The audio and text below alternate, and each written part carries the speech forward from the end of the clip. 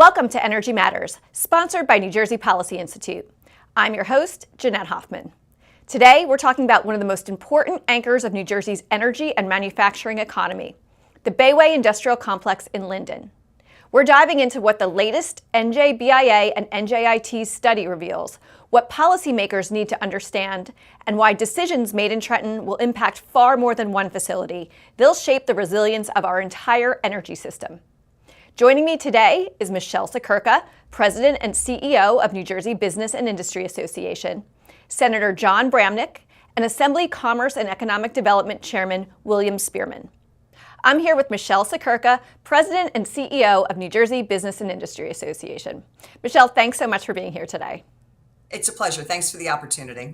Yeah, I'm excited to talk to you about this report that NJBIA commissioned with NJIT about the economic impact of the Bayway Industrial Complex. So tell me about this report, why you commissioned it, and what's the key takeaway? The reason why we did this is because it is not often enough that we can show the economic impact, the job creation, the taxes paid, etc. The impacts both inside the fence of a facility and outside the fence on a community and beyond.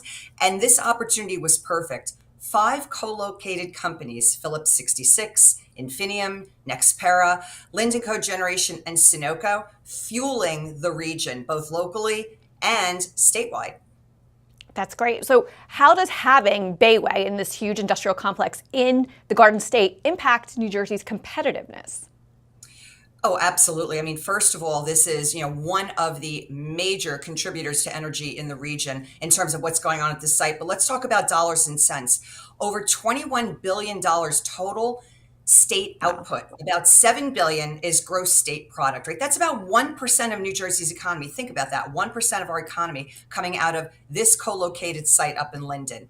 What more? Over 12,000 jobs statewide, generating over $1.2 billion in labor income. Think of all the folks that employs, right? Now, let's talk about state, local, and federal tax revenues paid, over $1.2 billion in 2023, including $507 million at the state and local level. So Jeanette, you know better than anybody, right? When we're talking about what we need in terms of local budgets, state budgets, in order to fund services that we need across the state of New Jersey, think about the impact of those dollars. And one more significant point, in 2023, $124 million in capital projects here. So that's the economic impact, but the personal impact, the fact that the families and the people who are empowered through their employment there, what they spend in the economy beyond that, those were the great stories we heard when we were on site. Stories, again, inside the fence and beyond the fence.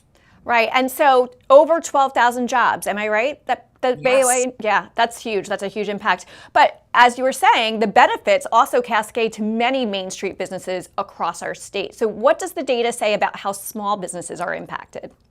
So great story we heard when we were on site delivering the report was a local caterer who basically started his small catering company with the purpose of just feeding the shifts that were working during the time that the refinery is running. As a result of that, he's now running multiple restaurants, serving both inside the fence and, again, the greater community. And then the money he's given back to the community as well. That was just one example. Think about the supply chain. Think about all of the companies that feed into the opportunity for the refining to take place there, right? And that could be everything from, linens to the type of other types of things we need in order to be able to deliver the products and services coming out of the refinery. It's just, that's that, we've got the direct impact, the indirect impact, and then the third is that induced impact. And that's that spending by all the people who are employed there and beyond.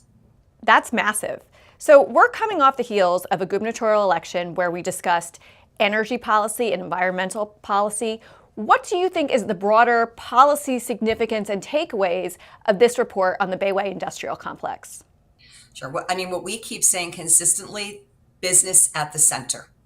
When we have discussions about policy in the state of New Jersey, again, too often, the impact on business is not even part of the discussion. So An impact study like this puts the discussion at the center of the table when we talk about energy policy and its impact on the state of New Jersey. And so how do you think Bayway fits into the state's conversations about energy affordability and sustainability? Right there. I mean, absolutely right there. The energy that is being produced and delivered out of there, again, as a result of these five co-located companies and how they're supporting each other. And that was a critical piece of this, was the intersectionality of the activities. If one of these companies is impacted negatively, it takes them all down. And so that's the importance of studies Right. like this, is actually going deep on the research and telling the story and delivering the data so we can be informed in our policy making. And speaking of policymaking and some legislation that's circulating, New York passed legislation that would create a new Superfund style cleanup on refineries and fuel producers. So if that similar legislation were proposed in New Jersey, and it's actually, it has been proposed, it hasn't passed, fortunately, how would lawmakers think about it in light of the Bayway complex findings? Again, I think you'd have to data that we're showing you here, and I think you'd have to step back and say, what would be the impact of that type of legislation and law on this type of a service that we have here in the state of New Jersey? What would it do to the jobs? What would it do to the tax revenue? It would take a hit to the bottom line. I told you what that capital investment is. When businesses and companies make money, they invest it back not just into their own company and their workforce, but into their community. So it's a ripple effect. It's a ripple effect from the direct to the indirect and the induced, like I discussed before. Right. So when we talk about competitiveness, you always talk about that in New Jersey, and you've raised some red flags. New Jersey is a high tax state. It's a high cost state. What should the next administration be thinking about in terms of not just the Bayway complex finding, but making New Jersey a more attractive place to do business? Yeah, so we are an expensive state. So we have to look at what are those expense drivers, right? It's taxes and those direct costs of doing business. It's mandates like labor mandates. It is the cost of property tax. People don't realize that New Jersey businesses pay almost 50% of property tax across the state of New Jersey, yet they're never part of any property tax relief program, right? When we put a labor mandate on, that's dollars going back in, even if it seems like it's a simple type of mandate in terms of administration. Paperwork adds up to dollars. And in New Jersey, for our businesses, we learn every day, every single dollar matters.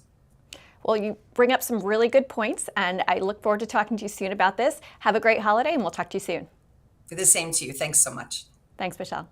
Next, joining me is Senator John Bramnick. Senator Bramnick, thank you so much for joining me today. You've been a huge advocate for economic development throughout your entire career.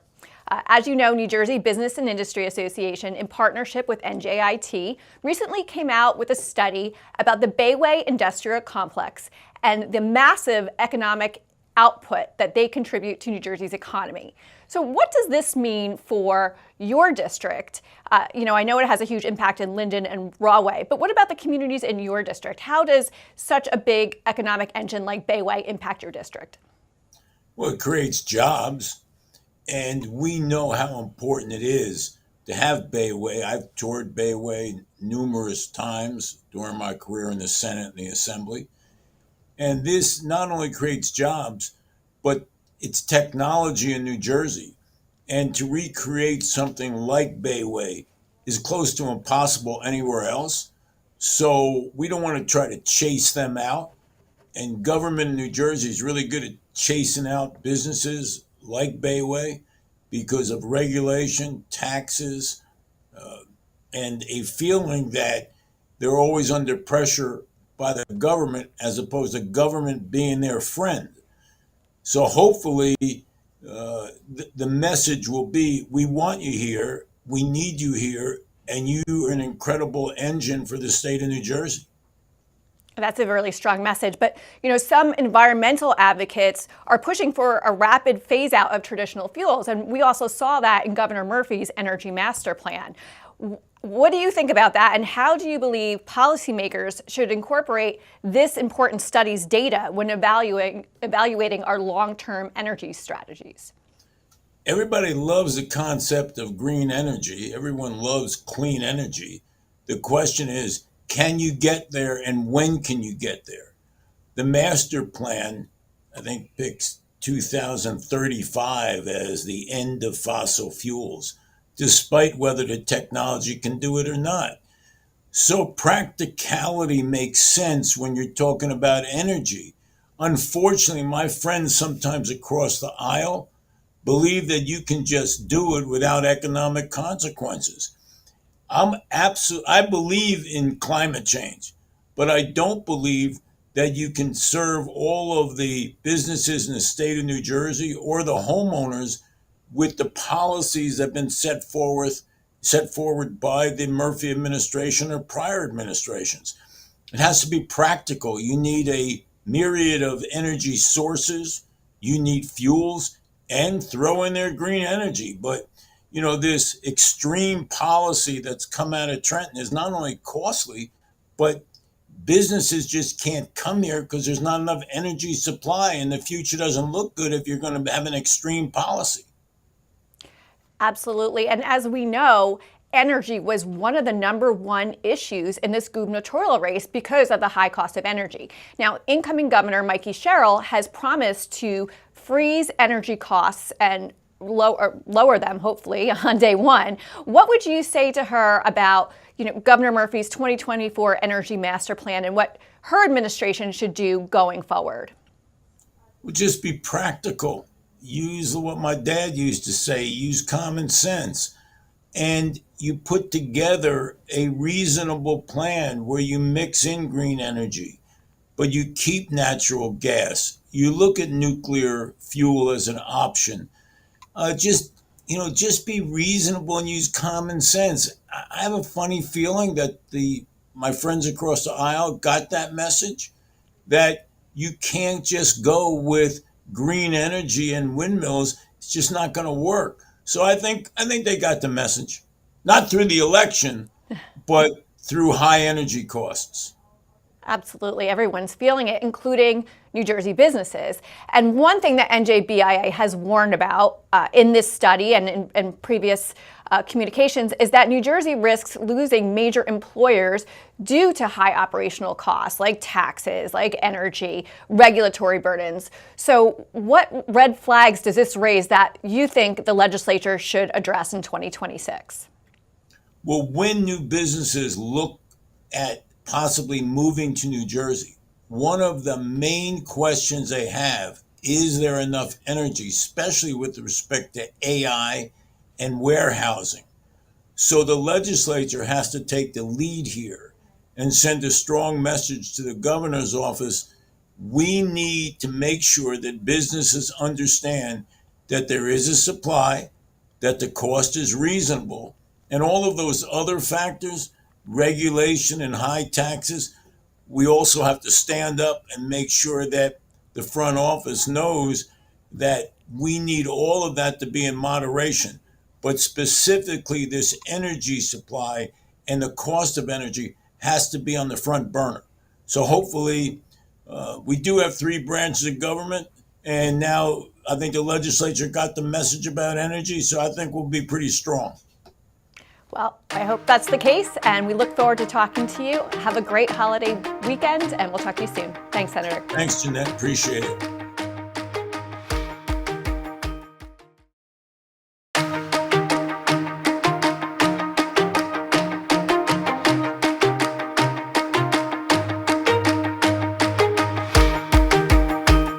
Now I'm joined by Assemblyman William Spearman, Chairman of the Assembly Commerce, Economic Development, and Agriculture Committee. Assemblyman, thanks so much for joining me. Glad to be here. So the NJBIA study, in partnership with NJIT, shows the Bayway Industrial Complex contributes billions of dollars to New Jersey's economy. What stood out to you the most about these findings? The jobs, you hit it right on the nose. The jobs and the contribution to the local economy and the state economy and the federal economy, for that matter. That's true. And refineries, we know, they often sit at the crossroads of energy policy as well as economic growth, like we talked about. Do you believe this study underscores the continued importance of in-state energy production to New Jersey's economy? Definitely. And New Jersey's, as you know, we just went through an election. New Jersey's energy affordability challenges have been a major concern for residents and businesses. How does this study inform the conversations about keeping energy costs down, especially for working families? I think the study really shows us the economic impact of the facility and the importance of the facility to our economy. As we move forward, there's no question that global warming is real. And ultimately, we will have to transition to renewable energy. But in the meantime, we need to keep facilities like this operating, not just for its impact on our economy, but also to help us make that transition. Because right now, this facility basically produces gasoline, heating oil, things of that sort. And we are not, our infrastructure in New Jersey and in the country is not ready for us to make a complete transition to all electric vehicles. So we're going to need to keep our gas powered vehicles and until we can make that transition, which will take decades.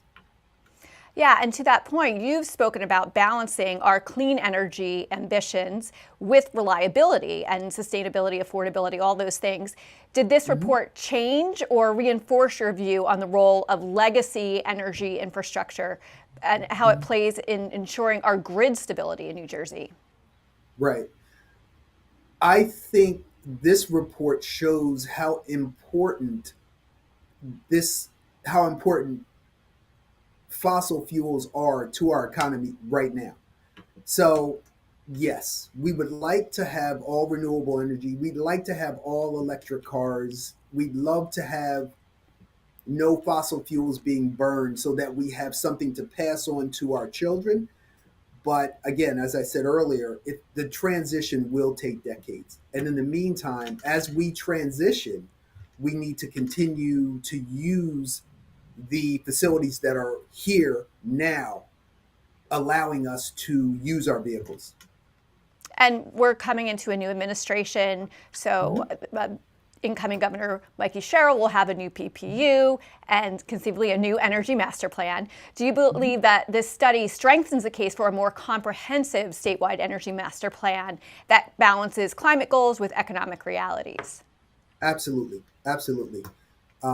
It showing the economic impact of this facility shows how important it is for our economy that we continue to use the facility, how important it is to keep the facility operating until as we make the transition into a renewable energy economy. And what steps could New Jersey take during this next administration to ensure both energy reliability and an affordable transition for families and businesses?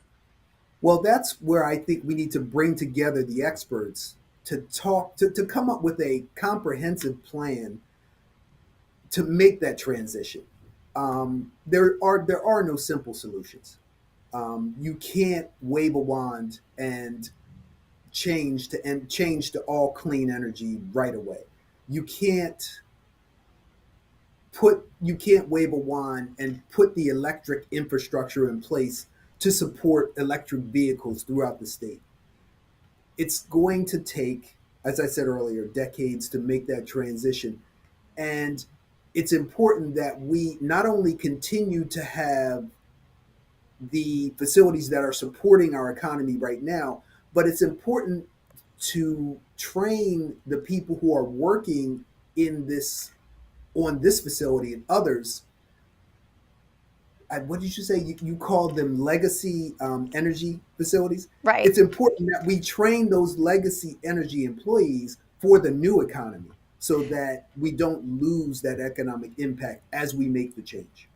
Yeah, you brought up a really good point about all the employees that are currently working at this infrastructure right now. It's over 12,000 employees that are at the Bayway facility. So last question for you, what do you hope New Jersey residents take away from this impact report? I hope everyone can see how important these legacy industries are to us, as to our economy. And I also hope that everyone can see that we need, again, to provide a way for those 12,000 employees that those jobs are either directly or indirectly provided by Bayway.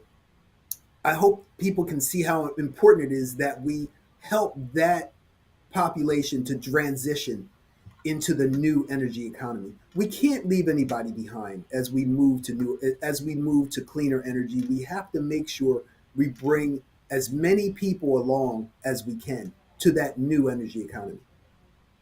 That's really important, and thank you so much for joining us and for the great work that you do on the Assembly Commerce, Economic Development, and Agriculture Committee. Have a great day. My pleasure. My pleasure. That does it for today. I'm Jeanette Hoffman. Thanks for watching.